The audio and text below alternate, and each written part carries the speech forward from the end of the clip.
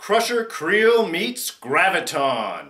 Talbot and Coulson conduct their very own Great Escape, and Gemma proves why she is one hardcore bad ass.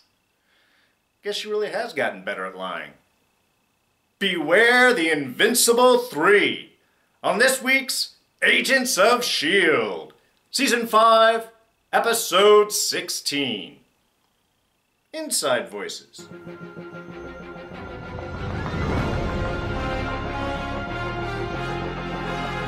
Hey everyone, D here, and welcome to this week's review of Agents of S.H.I.E.L.D. So yes, standard spoiler warning applies. But before we get into this week's episode proper, a little bit of quick business here. First off, thank you, all of you, thank you so much.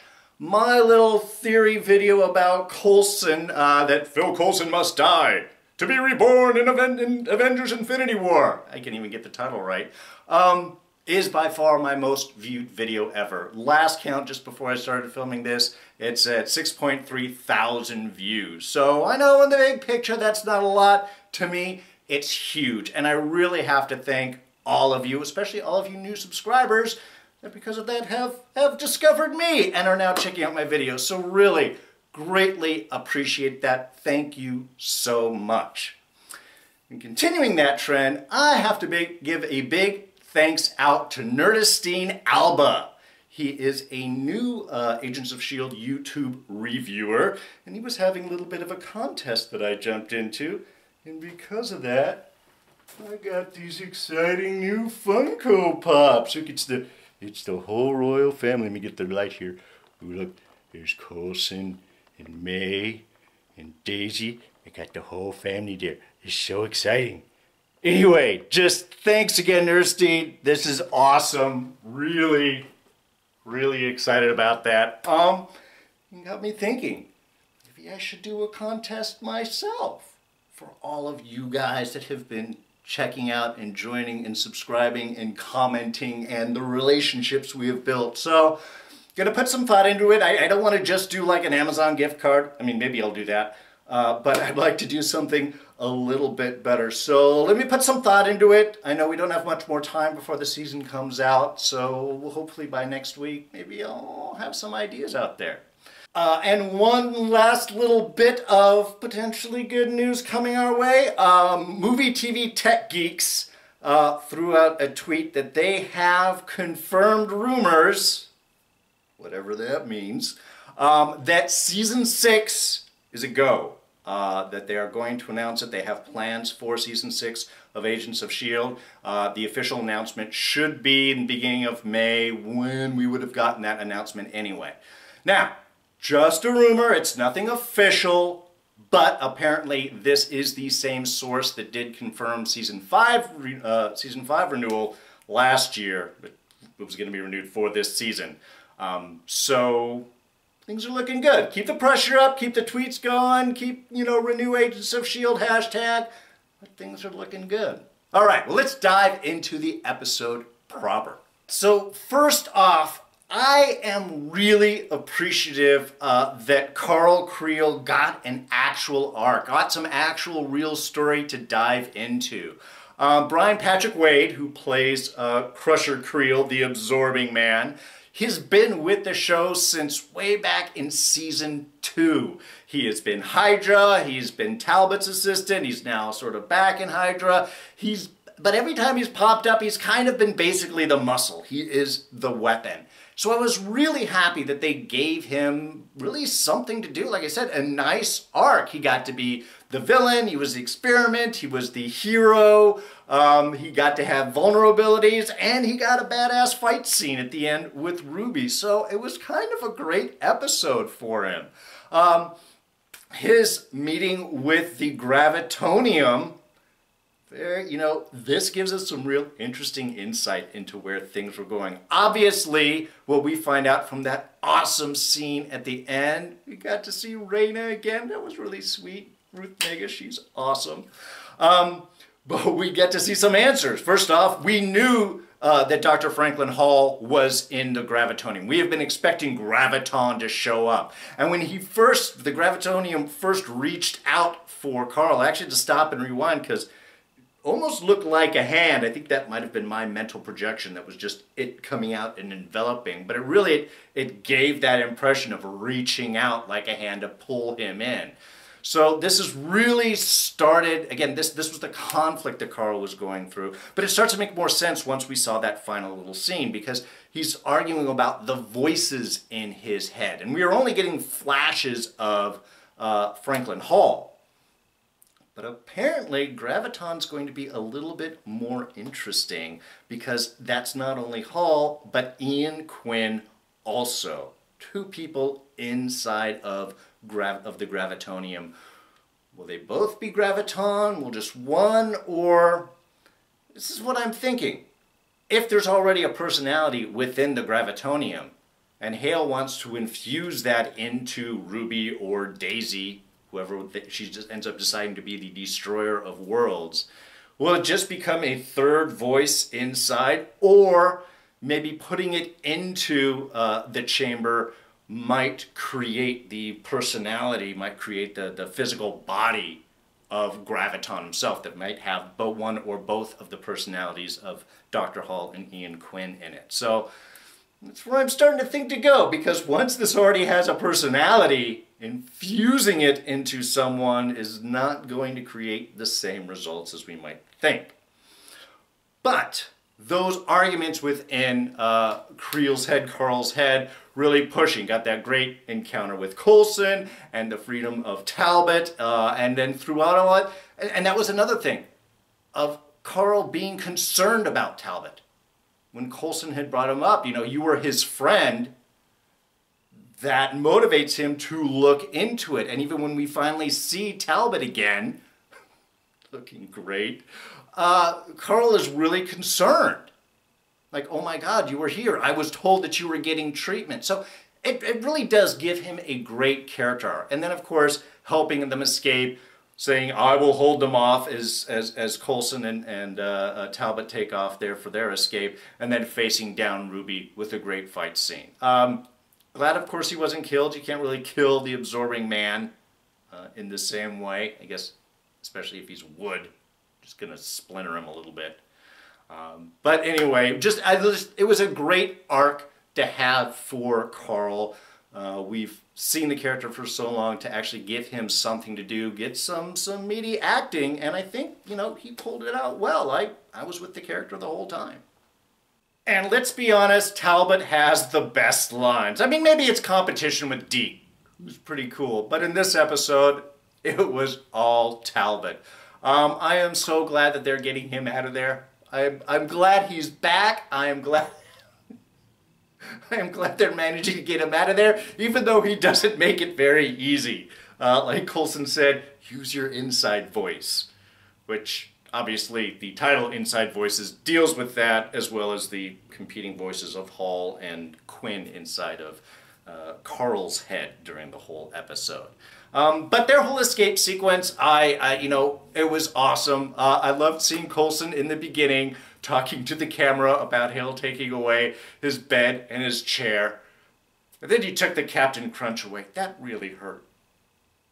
It's so perfect, Coulson. But yes, convincing Creel that Talbot was there, very smart. And then the whole escape sequence that we had. I mean, there wasn't really too much to that. I did really appreciate, I mean, first off, they killed Coulson. Oh my God, they killed Coulson. You bastards. That was a shock. I mean, because we have been so concerned about Phil's impending death when that bot hit him, that un-LMD, we'll just call them bots, punched him straight out. It was like, oh my God, that's how they're doing it. They just killed Phil. Well, wait a minute. They had Robin's drawing, so no, he can't be dead, but he looks dead. Certainly didn't have his heart. Love Carl beating his conflicting inside voices in order to listen to Talbot to bring Coulson back to life. And of course, Talbot's couldn't be more perfect line, "You die more than anybody I've ever known." That's true. And I'm still expecting him to die one more time. Potentially. Anyway, again, Talbot had all of the best lines, and then their escape. Using the alien artifact in order to escape. Again, that's another piece of brilliance, because we're wondering how they're going to get out. And never for a moment did I think that they were going to use that machine. When they got through the giant door, and that's where they had locked him in, I was like, oh my god, they put him in a box with the machine. That's brilliant writing right there. We're expecting a certain escape plan. I don't know, maybe you guys were expecting it, but this completely surprised me. I would think that maybe Phil might have a better knowledge of coordinate systems and latitude and longitude to maybe not get them up in the mountains in the cold. But hey, on the other hand, they didn't materialize inside of solid rock or like 1,000 feet above the ground or in, you know, so really, it's a win. It's a win. And the Invincible 3. You know, I think Mac really has it down here. First off, never call yourself invincible. It's like the rule of TV movie world. Never call yourself invincible. It's the same thing like saying, I'm never going to do this thing. You're never going to get me to go. You're never going to get me to fly again. And the very next scene, that's exactly what people are doing. Same rule applies here. You're invincible until you say you're invincible, and then you're not anymore. And in which case, I appreciated Mac's line with Yo-Yo, where he says, maybe it's because I think this way I'm worried about you is the reason you're alive in the future. See, that's important. You may know that you live to the end, but you don't know the precise routes that that's going to happen. Mac always knows the way the movie runs. He knows that you don't invent AI, the killer robots are always bad, you don't split up when you're after aliens. He understands these particular rules. You need to listen to Mac a little bit more. However, let us also take a moment to reflect on the awesomeness that is Yo-Yo's new arms. Oh my god, those look so good! This show constantly outdoes itself with makeup, with visual effects, what they're able to pull off on their budget. They know how to spend their money properly, because, man, those look awesome. They were so badass. I was just like, I want those. I want a pair of those robot arms myself. I gotta lose these? Fine. That's the trade-off. If I can get those, I'm in. I'm in. Anyway, just a lot of great stuff to do them together, coming up with the big plan, which of course leads to Gemma's experiment, which was totally messed up. That was effed up. That was wrong. Look, okay, it does prove her convictions. It does show that Gemma has convictions in her science, in her theory. That is dedication right there. And would have been really impressive, I think, to Mac if that had pulled off.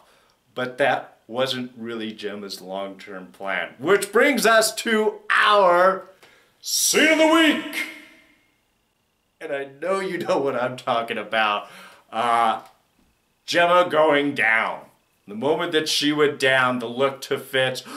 Fitz and Fitz's panic right there, and then, oh. Well, this is, again, same thing that Mac was talking about. You can't worry about your invincibility. If you say you're invincible, things are going to go wrong. And we really are convinced that it does, that it's going to be bad. It's like, yeah, she made it through, but was there internal damage that Zeke didn't know about? You know, what was the whole thing?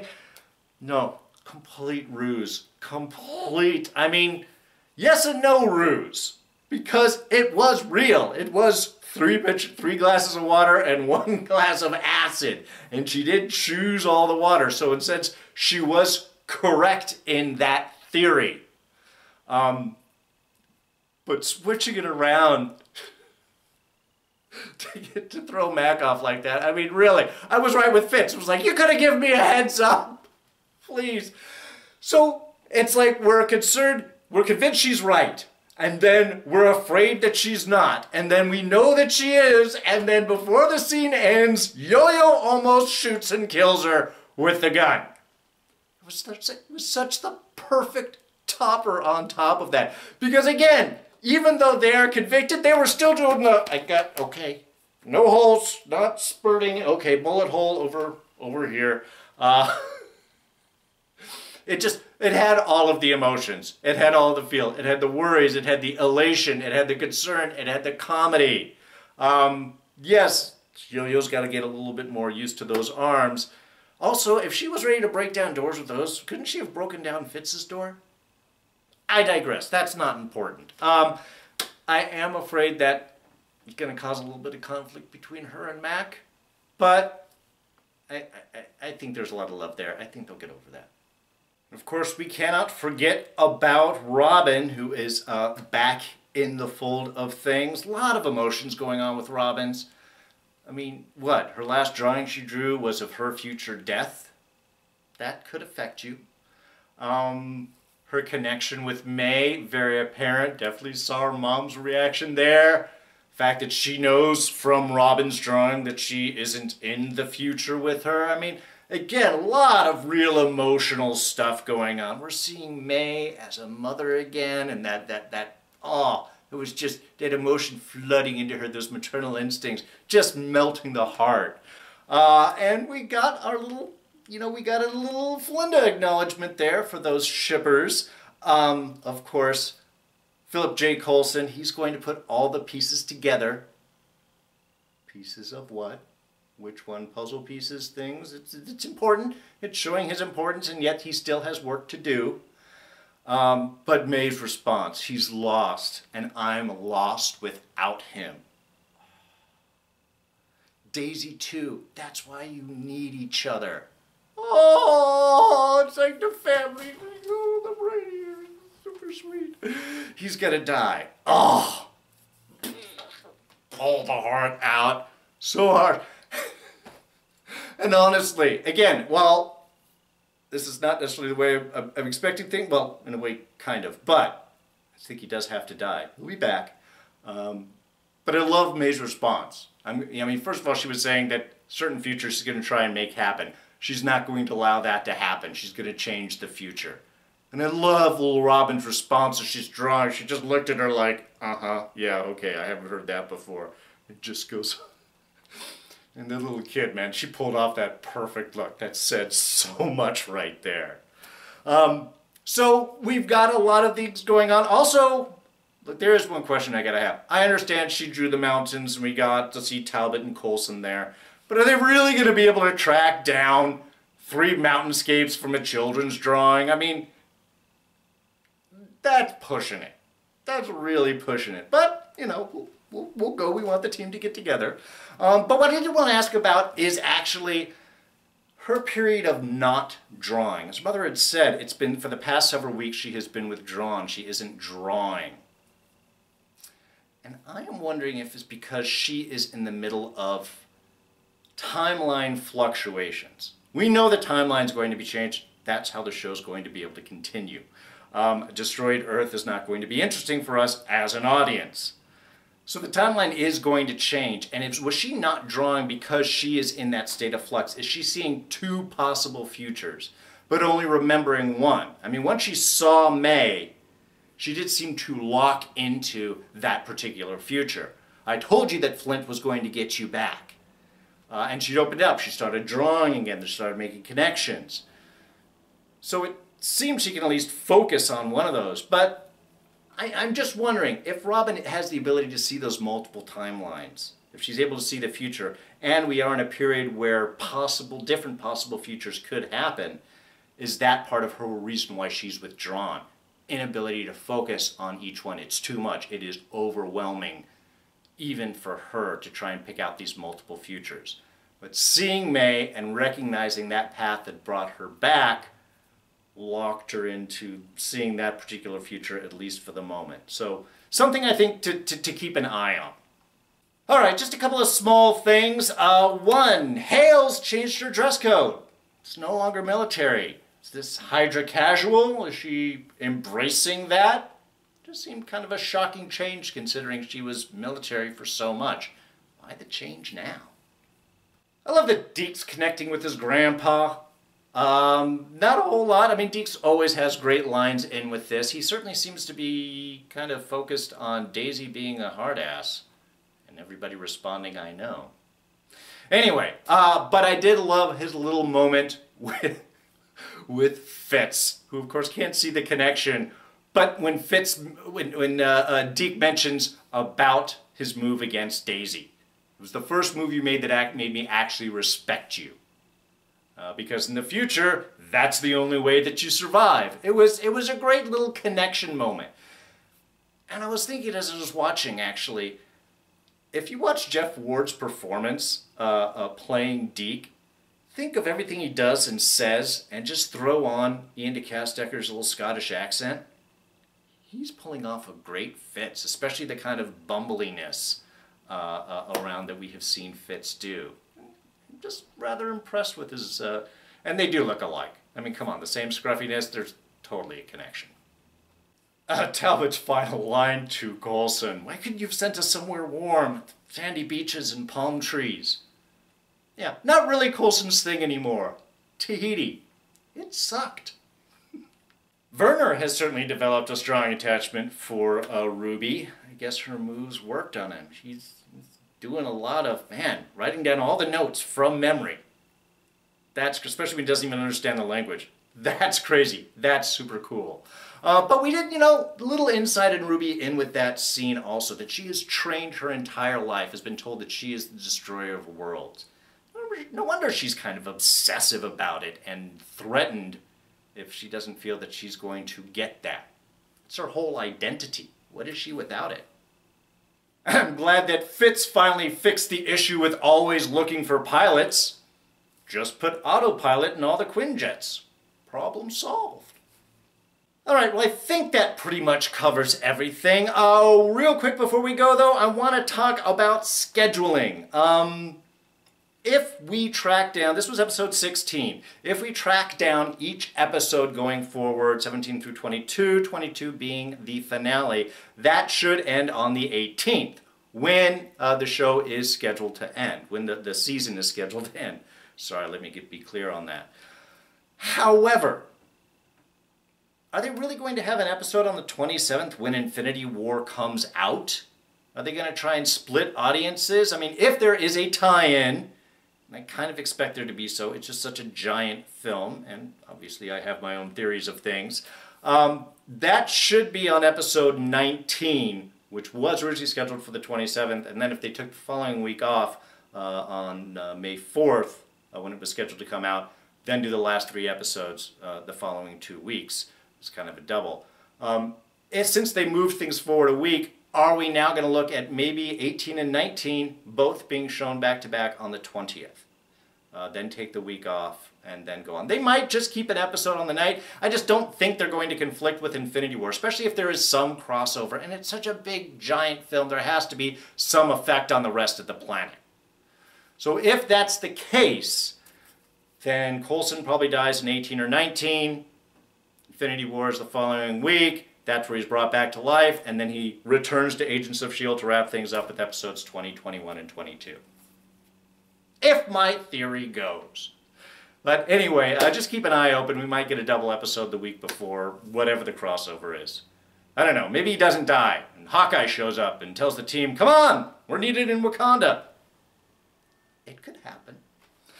Anyway, that's going to wrap us up for tonight. Thank you so much for joining me on this review. If you enjoyed it, you can hit that like button. Thoughts, ideas, comments, section below. Love hearing from you guys. Let me know what you guys think of the episode and how you think maybe things are going to play out going forward. You can always catch me on Twitter and Instagram. I am at Darren Jakes. Please subscribe if you're not. It's a button press. You catch all these reviews, plus Legion, which just started. So good. In fact, I'll throw up our review for Legion here, and then something else to check out right there. So, that's going to be it for me. I'm D, and I'm out of here. Catch you guys next time. Bye-bye.